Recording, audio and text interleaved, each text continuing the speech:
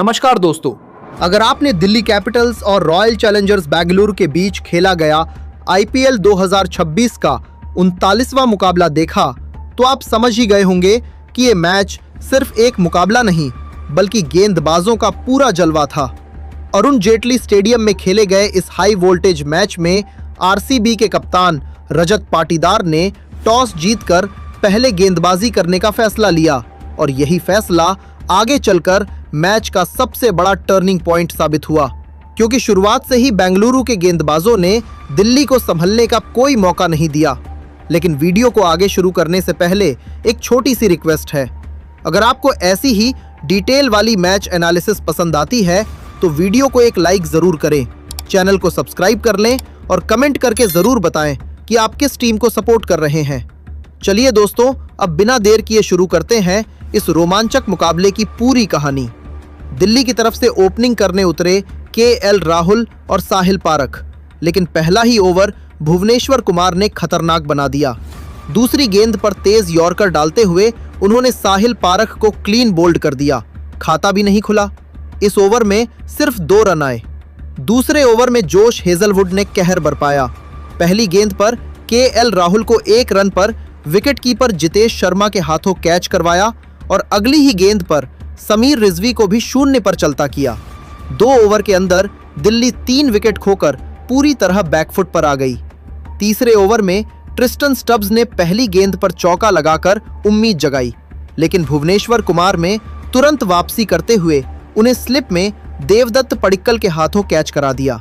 उसी ओवर में कप्तान अक्षर पटेल भी 0 रन आउट हो गए। आउटस्विंग गेंद पर किनारा लेकर जितेश शर्मा के हाथों कैच। चौथे ओवर में हेजलवुड ने नीतीश राणा को भी सिर्फ 1 रन पर चलता किया। 4 ओवर के अंदर दिल्ली का स्कोर करीब 10 रन पर 5 विकेट हो चुका था और मैच लगभग आरसीबी की पकड़ में जा चुका था। पावर प्ले के बाकी ओवरों में भी भुवनेश्वर और हेजलवुड ने रन नहीं बनने दिए। 5वें ओवर में भुवनेश्वर ने सिर्फ 2 रन दिए और बल्लेबाजों को पूरी तरह बांध कर रखा। वहीं छठे ओवर में हेजलवुड ने टाइट लाइन डालते हुए रन रोक दिए। पावर प्ले खत्म होने तक दिल्ली का स्कोर सिर्फ 13/6 था, जो आईपीएल के सबसे खराब पावर प्ले में से एक बन गया। इसके बाद अभिषेक पोरेल और डेविड मिलर ने पारी संभालने की कोशिश की। 7वें ओवर में रसिक सलाम के खिलाफ पोरेल ने पुल शॉट पर चौका लगाया और मिलर ने कवर ड्राइव से एक शानदार बाउंड्री जड़ी। इस ओवर में 12 रन आए। 8वें ओवर में रोमारियो शेफर्ड के खिलाफ भी पोरेल ने चौका लगाया और स्ट्राइक रोटेट की। 9वें ओवर में मिलर ने रसिक के खिलाफ 2 चौके लगाए, लेकिन 5वीं गेंद पर बड़ा शॉट खेलने के चक्कर में विकेटकीपर जितेश शर्मा को कैच दे बैठे। 19 रन 18 गेंद। इसके बाद स्पिनर्स ने मैच को और कस दिया।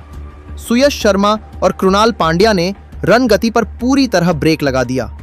जेमिसन ने जरूर एक छक्का और एक चौका लगाकर स्कोर 50 के पार पहुंचाया, लेकिन कृणाल पांड्या ने उन्हें एलबीडब्ल्यू कर दिया। इसके बाद विकेटों का सिलसिला फिर शुरू हुआ। 16वें ओवर में सुयश शर्मा ने कुलदीप यादव को क्लीन बोल्ड किया। 17वें ओवर में जोश हेजलवुड ने अभिषेक पोरेल को यॉर्कर पर बोल्ड कर दिया और पूरी दिल्ली टीम 75 रन पर ऑल आउट हो गई। हेजलवुड ने 4 विकेट, भुवनेश्वर कुमार ने 3 विकेट और बाकी गेंदबाजों ने शानदार सपोर्ट दिया। अब बात करते हैं बेंगलुरु की बल्लेबाजी की, जहां 76 रन का आसान लक्ष्य सामने था, लेकिन फिर भी टीम ने इसे आक्रामक अंदाज में चेज किया। ओपनिंग करने आए विराट कोहली और जैकब बेथेल। पहला ओवर लेकर आए कायल जेमिसन और स्ट्राइक पर मौजूद बेथेल ने दूसरी ही गेंद पर शानदार टाइमिंग के साथ लेग साइड में चौका जड़ दिया। बाकी गेंदों पर सिंगल डबल लेते हुए ओवर से करीब 7 रन आए और आरसीबी ने तेज शुरुआत की। दूसरे ओवर में दुष्यंत चमीरा गेंदबाजी पर आए और यहां विराट कोहली ने अपना क्लास दिखाया। पहली गेंद डिफेंड करने के बाद दूसरी गेंद पर सीधा बल्ला घुमाते हुए एक खूबसूरत स्ट्रेट ड्राइव चौका जड़ा। इसके बाद भी कोहली ने गैप में शॉट खेलकर स्ट्राइक रोटेट की और ओवर से 8 से 9 रन निकाले। तीसरे ओवर में फिर जेमिसन आए और इस बार जैकब बेथेल पूरी तरह उन पर टूट पड़े। ओवर की दूसरी गेंद पर ऑफ साइड में जोरदार छक्का लगाया, फिर अगली ही गेंद पर कदमों का इस्तेमाल करते हुए एक और बड़ा छक्का जड़ दिया, जो 100 मीटर से ज्यादा दूर गया। स्टेडियम में दर्शक झूम उठे, लेकिन ओवर की 5वीं गेंद पर बेथेल ने एक और बड़ा शॉट खेलने की कोशिश की। इस बार टाइमिंग सही नहीं हुई और गेंद हवा में गई, जहां टी नटराजन ने आसान कैच पकड़ लिया। बेथेल 20 रन 11 गेंद बनाकर आउट हुए, लेकिन टीम को तेज शुरुआत दे गए। इसके बाद चौथे ओवर में देवदत्त पडिक्कल बल्लेबाजी करने आए और आते ही उन्होंने आक्रामक रुख अपनाया। चमीरा के खिलाफ इस ओवर में पडिक्कल ने 2 शानदार चौके लगाए, एक कवर ड्राइव और एक पुल शॉट, जिससे ओवर से 12 रन आए। अब रन रेट पूरी तरह आरसीबी के कंट्रोल में था। 5वें ओवर में जेमिसन एक बार फिर गेंदबाजी करने आए, लेकिन इस बार पडिक्कल ने उन्हें पूरी तरह निशाने पर ले लिया। दूसरी गेंद पर जोरदार छक्का लगाया, फिर लगातार 2 गेंदों पर चौके जड़ दिए। आखिरी गेंद पर भी एक और बड़ा शॉट खेलकर कुल 21 रन इस ओवर से बटोरे। यही ओवर मैच को पूरी तरह खत्म कर गया। छठे ओवर यानी पावर प्ले के आखिरी ओवर में कप्तान अक्षर पटेल खुद गेंदबाजी करने आए और इस बार उन्होंने थोड़ी कसी हुई गेंदबाजी की। सिर्फ 4 से 5 रन दिए, लेकिन तब तक बहुत देर हो चुकी थी, क्योंकि 6 ओवर में आरसीबी का स्कोर 65 रन हो चुका था और जीत बस औपचारिकता रह गई थी। 7वें ओवर में टी नटराजन गेंदबाजी पर आए और स्ट्राइक पर विराट कोहली थे।